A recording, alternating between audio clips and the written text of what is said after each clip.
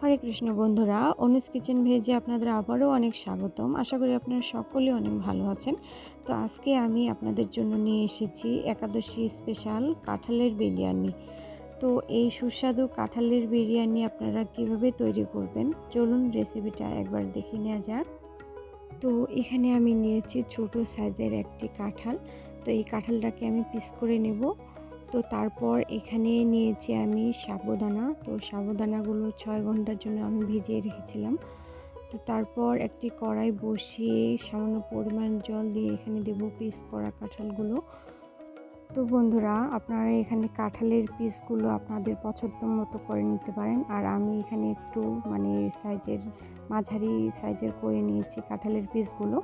তো তারপর এখানে আমি দিয়েছি কাঁচা হলুদ বাটা সামান্য পরিমাণে, আর দেব সামান্য পরিমাণে লবণ। তো দিয়েই আমি ঢেকে সেদ্ধ করে নেব ভালোভাবে। তো দেখতেই পাচ্ছেন আমার সিদ্ধ হয়েছে, আর এখন আমি জল ঝরিয়ে নেব। তো এখানে কড়াই বসিয়ে আমি দেব সানফ্লাওয়ার তেল, মানে যে তেলটা আমরা একাদশীতে ব্যবহার করে থাকি। তো তারপর দেব সেদ্ধ করে রাখা কাঁঠালের পিসগুলো দিয়ে ভেজে নেব। তো তারপর এখানে আমি দেব সামান্য পরিমাণে লবণ। তো বন্ধুরা, এখানে আমি আর কোনো হলুদ ব্যবহার করব না। তো এখন শুধু ভেজে নেব। তো বন্ধুরা, কাঁঠাল ভগবানের পছন্দের একটি খাবার। তো আপনারা অবশ্যই কাঁঠালের রেসিপি তৈরি করে ভগবানকে নিবেদন করবেন। তো বন্ধুরা, আপনারা অনেকেই আমাকে বলেছেন একাদশী তিথিতে কাঁঠালের রেসিপি তৈরি করে দেখানোর জন্য। তো আমি চেষ্টা করেছি সিম্পলভাবে কাঁঠালের রেসিপি তৈরি করার। তো এখানে কাঁঠালগুলো ভেজে নেওয়া হলে আমি উঠিয়ে নিয়ে এখানে দেব সামান্য পরিমাণে তেল। তো তেলটা দিয়ে কড়াইটা গরম করে নেব। তারপর এখানে আমি ফোড়নে শুধু ব্যবহার করব জিরে, সাদা জিরে।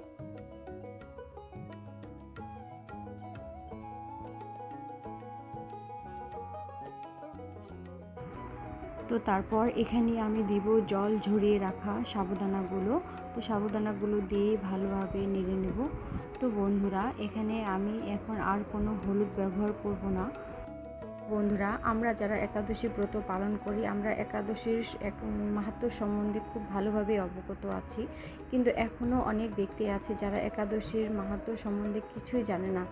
তারা একাদশীর ফল, একাদশীর যে উপকারিতা সে সম্বন্ধে তারা কিছুই জানে না। তো আপনারা অবশ্যই একাদশীর উপকারিতা বা স্বাস্থ্যের জন্য যে কতটা ভালো সেদিক দিয়েও আপনারা মানুষকে উৎসাহ করতে পারেন একাদশী ব্রত পালন করার। তো এই সাবুদানার মধ্যে আমি ব্যবহার করব কিছু পরিমাণে কিশমিশ, এর স্বাদটাকে বাড়িয়ে তোলার জন্য। তো তারপর এখানে আমি ব্যবহার করব ভেজে রাখা কাঁঠাল। তো উপকরণগুলো দিয়ে ভালোভাবে মিশিয়ে নেব। তো বন্ধুরা, এখানে আমি কোনো হলুদ ব্যবহার করিনি। তো আপনারা যদি চান তাহলে অবশ্যই সামান্য পরিমাণে হলুদ ব্যবহার করতে পারেন। তো তারপর এখানে আমি দিচ্ছি 2টো মরিচ কুচি। তো বন্ধুরা, আপনাদের যদি একাদশী তিথিতে নতুন নতুন রেসিপি সম্বন্ধে কিছু জিজ্ঞাসা বা জানা থাকে তাহলে অবশ্যই আমাকে কমেন্ট বক্সে জানাবেন। তো তারপর এখানে দেখতে পাচ্ছেন আমার একাদশীর যে প্রসাদ সেটি রেডি হয়েছে। তো বন্ধুরা, এই রেসিপিটি ভালো লাগলে অবশ্যই লাইক আর কমেন্ট করবেন, আর শেয়ার করে অন্যকে জানিয়ে দেওয়ার সুযোগ করে দেবেন।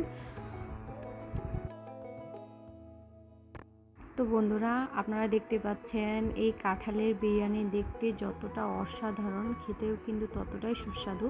তো আমি এখন ভগবানকে নিবেদন করে প্রসাদ পাবো। তো ততদিনে ভালো থাকেন, সুস্থ থাকেন। দেখা হবে পরবর্তী কোনো ভিডিওতে। হরে কৃষ্ণ।